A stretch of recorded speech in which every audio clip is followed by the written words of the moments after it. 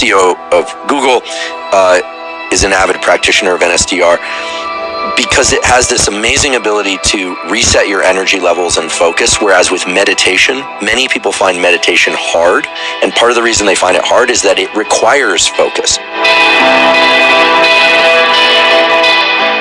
So non-sleep deep rest, NSDR, is an acronym that I coined because it encompasses a lot of practices that are not meditation per se, but that bring the brain and body into a state of relaxation and focus. So hypnosis is one variant of NSDR. There are other variants of NSDR. You can just look these up and you'll find them.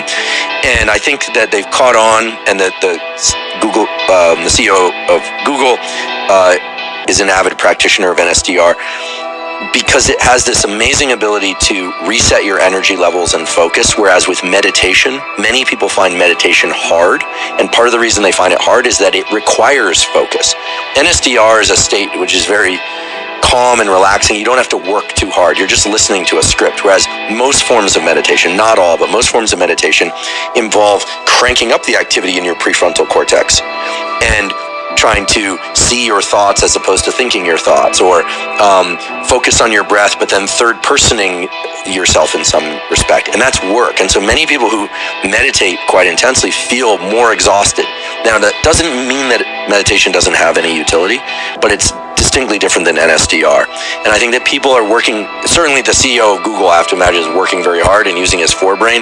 If he's going to have 20 or 30 minutes to take a break, he should, and I think this is what he's doing, he should go out for a jog and not listen to anything and just kind of let his mind wander, or sit there in a chair and just zone out, or do NSDR. The problem is people are not that good at shifting states. We are all actually pretty good at, even people with severe ADHD, we did an episode about this, can become hyper-focused on things that they actually enjoy. Because and most of the drugs designed to treat ADHD are drugs that increase the levels of dopamine. So when you like something, there's dopamine release and you can focus. It's when you don't like something that's hard to focus. Shifting states is hard. I'm sure you've experienced this if you've ever been in deep research or podcasting, and then all of a sudden you go for a run, you probably spend the first third of that run thinking. And then in the middle third, you're kind of, that thinking is fractured a bit. And then in the final third is where you finally get to relax, because the brain doesn't shift states very quickly. We can go from sleep to wakefulness quickly. We can go from wakefulness to sleep quickly, but we don't shift between different states of consciousness like a step function, except in rare cases, right? Fear is one. All of a sudden we hear an explosion right now, it's a step function. We're in fear, or we're in alertness, right? A heightened state of alertness. But NSDR is terrific at allowing people to learn to shift their state. And I actually would venture to argue that part of the value of meditation and exercise is the actual state that you get into in deep meditation or exercise. But just as valuable is the transition that you have to take yourself through from one state of mind to the other and then back again.